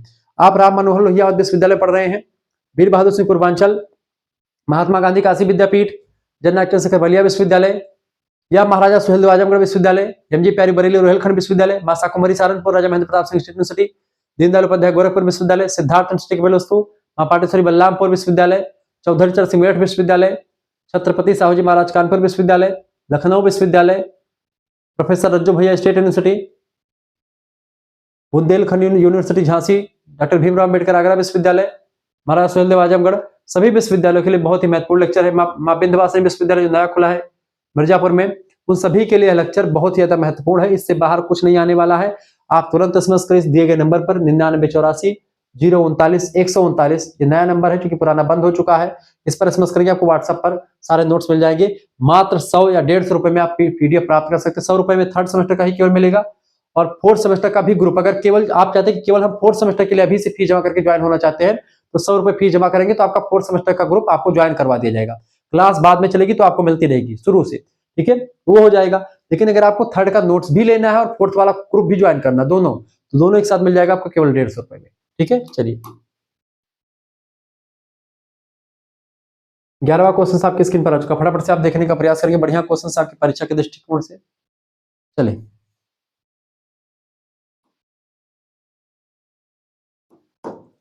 चुनाव आयोग की संरचना और कार्यों की विवेचना कीजिए। चुनाव आयोग के बारे में बताएं। देखें, तीव्र गति से चर्चा करेंगे, समय मेरे पास नहीं है, परिचय लिखेंगे।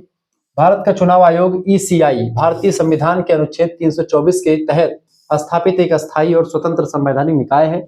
इसे भारत में स्वतंत्र और निष्पक्ष चुनाव सुनिश्चित करने के लिए चुनावों का प्रहरी कहा जाता है। किसको? चुनाव आयोग को। चुनाव आयोग ये करता है कि भाई चुनाव अच्छे तरीके से हो, चुनाव में कोई धांधली ना हो, इसके लिए पूरी मतलब कि ये जिम्मेदारी लेता है और चुनाव अच्छे तरीके से करवाता है। ठीक है, ये बात आप ध्यान रखिए। आगे बढ़ते हुए चीजों को जानने का प्रयास करते हैं। चलिए, चुनाव आयोग की संरचना, structure of election commission of India, बहुस्तरीय निकाय है ये। ईसीआई यानी वर्तमान की अगर बात की तो जो इलेक्शन कमीशन ऑफ इंडिया है, वर्तमान में एक मुख्य आयुक्त चुनाव आयुक्त होता है इसमें, एक चीफ एग्जीक्यूटिव जो है चीफ इलेक्टोरल कमिश्नर होता है, यानी कि मुख्य चुनाव आयुक्त होता है ये, और दो उसके सहायता के लिए मुख्य अन्य चुनाव आयुक्त होते हैं। ठीक है, जिसको ईसीएस कहते हैं, उससे मिलकर के बना होता है। नियुक्ति और कार्यकाल, इनकी नियुक्ति राष्ट्रपति के द्वारा की जाती है। उनका कार्यकाल 6 साल का होता है या 65 साल, जो भी पहले पूरी हो जाती है उसी समय में उसको रिटायर कर दिया जाता है, यानी 6 साल या 65 साल की उम्र के बाद में नहीं रह सकता।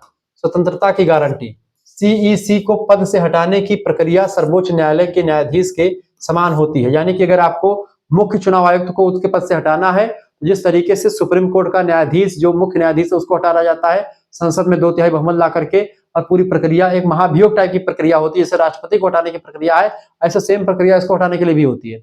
ऐसी प्रक्रिया बड़ी जटिल प्रक्रिया होती है, जल्दी होता नहीं है। ठीक है, तो जो उसकी स्वतंत्रता को सुनिश्चित करती है कि भाई इसको हटाने के लिए किसी सरकार के बस की बात नहीं होती है।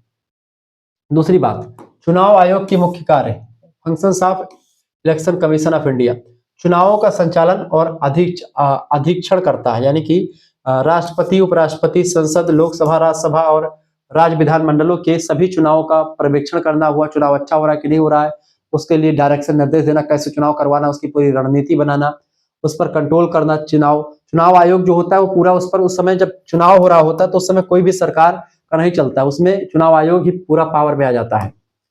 मतदाता सूची और परिसीमन करना, इस समय एसआईआर का फॉर्म चल रहा है, एसआईआर चल रहा है, एसआईआर भर रहे हैं आप, एसआईआर जो है यही सब यही करवाता चुनाव आयोग। यह समय समय पर मतदाता सूची को अद्यतन यानी अपडेट करता है और यह सुनिश्चित करता है कि 18 वर्ष से अधिक आयु के सभी पात्र नागरिकों को वोट डालने का अधिकार मिले। यह परिसीमन आयोग के आधार पर चुनाव क्षेत्रों की सीमाओं का निर्धारण किया जाता है कि भाई कितने लोग किस एरिया के हैं और कौन सा क्षेत्र बनाया जाएगा चुनाव डालने, वोट डालने के लिए, सब कुछ तय जो है कौन करता है, कौन वोट डालने के अधिकारी है, कौन नहीं है, किस क्षेत्र में कौन सा क्षेत्र आएगा पूरा। ठीक है, दलों को मान्यता और चुनाव चिन्ह देना भी इसी का काम होता है। ठीक है, चुनाव आयोग का। यह राजनीतिक दलों को यानी पॉलिटिकल पार्टीज को राष्ट्रीय या राज्य स्तरीय दल के रूप में मान्यता देती है। ठीक है, पूरा मापदंड क्या है राजनीतिक पार्टी बनने का, सब कुछ डिसाइड करती है, और उनके प्रदर्शन के आधार पर उन्हें चुनाव चिन्ह भी आवंटित करते हैं। कौन सा चुनाव चिन्ह आपको दिया जाएगा, ये भी चुनाव चिन्ह देना हुआ, पार्टी का क्या मतलब पूरी विशेषताएं जानने के बाद में वो पार्टी को मान्यता देती है। कौन? ये जो है आपके चुनाव आयोग। आदर्श आचार संहिता, मॉडल कोड ऑफ कंडक्ट लागू करना, यानी कि चुनाव के दौरान जो आचार संहिता लग जाती है 1 महीना पहले से, आप देखते हैं, या फिर 10 दिन पहले से होल्डिंग वगैरह सब उतर जाते हैं चुनाव आयोग मतलब चुनाव के समय में, वो चुनाव आयोग ही करता है। चुनाव की घोषणा के बाद ईसीआई तुरंत आदर्श आचार संहिता लागू कर देता है ताकि चुनाव निष्पक्ष हो और सत्ताधारी द्वारा दल के द्वारा अपने पद का दुरुपयोग ना किया जा सके। यानी कि हमारे अभी चुनाव होगा उत्तर प्रदेश का, तो वो सब उत्तर प्रदेश सरकार 1 महीना पहले से जो है कहीं ना कहीं पे वो उतना उनका नहीं चलेगा उत्तर प्रदेश सरकार का। अभी सरकार में जो है वही सब कुछ कर ले अपना, तो फिर इससे दिक्कत हो जाएगी ना। इसीलिए पहले से इलेक्शन कमीशन जो होता है वो एकदम से अपना फुल में आ जाता है। चुनाव विवादों का निपटारा भी करता है। यह चुनाव संबंधी विवादों जैसे कि उम्मीदवारों की अयोग्यता पर राष्ट्रपति या राज्यपाल को सलाह देता है कि भाई ये चुनाव का जो प्रत्याशी है सही नहीं है। ठीक है, तो इस तरीके की चीजें होती हैं। आगे के भी प्रश्न आपको दिए गए, इन सभी प्रश्नों का उत्तर जो है हम चर्चा करते रहेंगे। ठीक है, तो आप इन सभी चीजों को देख लीजिएगा, वीडियो को लाइक कर दीजिए, चैनल पर नए तो सब्सक्राइब कर दीजिएगा। ये सारे प्रश्नों के उत्तर आप देख पाइएगा। ठीक है, ये एक प्रश्न ये बचा हुआ है और एक दूसरा प्रश्न आपका ये था सांप्रदायिकता। इस सांप्रदायिकता से क्या अभिप्राय है, सामाजिक, आर्थिक और राजनीतिक आधार पर इसकी विवेचना कीजिए। ये सब प्रश्न आपकी परीक्षा की दृष्टि से इंपॉर्टेंट है, परीक्षा में आएंगे, ये बात आप ध्यान रखेंगे। चलिए फिर मिलते हैं हम नेक्स्ट वीडियो में, तब तक के लिए जय हिंद जय भारत। आप सभी का 2 प्रश्न आपके हैं तो इसको आप पीडीएफ प्राप्त करेंगे तो आपको मिल जाएंगे। जिन बच्चों को पीडीएफ प्राप्त करना, पीडीएफ प्राप्त करने के लिए एसएमएस कर सकते हैं 9984 039 139 पर एसएमएस कर दीजिएगा, पीडीएफ उसमें आपको मिल जाएगा। ठीक है, क्या एसएमएस करेंगे, ऐसे तमाम पेपर का पीडीएफ मिल जाएगा, अपना नाम, अपने यूनिवर्सिटी का नाम, अपने सब्जेक्ट के नेम और आपके सेमेस्टर अपने सेमेस्टर के नेम। ठीक है, थर्ड एंड फोर्थ सेमेस्टर का फी जो है, थर्ड एंड फोर्थ दोनों के लिए व्यवस्था कर दी गई है मात्र 150 रुपए फीस में। फीस जमा होगी कैसे, आपके पास जैसे एसएमएस करेंगे व्हाट्सएप पर स्कैनर भेजा जाएगा, क्यूआर कोड, उसी स्कैनर जैसे आप गूगल पे फोन पे का स्कैनर होता है वही स्कैनर, इसी पर आपको मात्र 100 रुपए फीस जमा कर देने हैं। ठीक है, अगर एक सेमेस्टर का लेना है 100 रुपए फीस केवल थर्ड सेमेस्टर की फीस के लिए। ध्यान रखेंगे आप, मेरी सलाह मेरी ये है कि आप दोनों सेमेस्टर का जोड़ लें, ताकि आप फोर्थ सेमेस्टर में भी 6 महीने तक की क्लास भी मिल जाएगी, इसमें केवल आप यही नोट्स ही प्राप्त कर पाएंगे, तो उसमें क्लास नोट सब कुछ मिलेगी, आपकी पूरा फोर्थ सेमेस्टर पढ़ाया जाएगा। तो थर्ड एंड फोर्थ सेमेस्टर की फीस मात्र और मात्र 150 रुपए है। सभी सब्जेक्ट मेजर माइनर को करिकुलर, जो सब्जेक्ट मैं पढ़ाता हूँ, Hindi, geography, political science, Sanskrit, शिक्षा शास्त्र, समाज शास्त्र, गृह विज्ञान, ठीक है, ये सारे सब्जेक्ट की क्लास आपको मिल जाएगी मात्र और मात्र 150 रुपए में। तुरंत एसएमएस करें, देर ना करें। इसमें आपको PDF notes, live class, video lecture सब कुछ आपको मिलेगा। व्हाट्सएप ग्रुप से आपको जोड़ा जाएगा, वहीं पर आपको सब कुछ चीजें मिलती रहेगी। हो सकता है कि आपकी बार टेलीग्राम की व्यवस्था की जाए, उसमें भी आपको जोड़ा जाए। ठीक है, तो वो मैं अपने हिसाब से करूंगा कि पीडीएफ आपको कैसे देना है। ठीक है, धन्यवाद, मिलते हैं फिर नेक्स्ट वीडियो, तब तक के लिए जय हिंद जय भारत। आप सभी का बहुत बहुत धन्यवाद। हमारे साथ जुड़ने के लिए इसी प्रकार से अपना प्यार दुलार हमेशा बनाए रखेंगे। वीडियो को लाइक कर दीजिएगा, चैनल पर नए तो सब्सक्राइब कर दीजिएगा। ठीक है, और सभी विश्वविद्यालयों के लिए वैध सिलेबस है, ये बात आप ध्यान रखें, यानी कि 9984 039 139 पर आप एसएमएस करें। सभी यूनिवर्सिटी के लिए महत्वपूर्ण सिलेबस। धन्यवाद।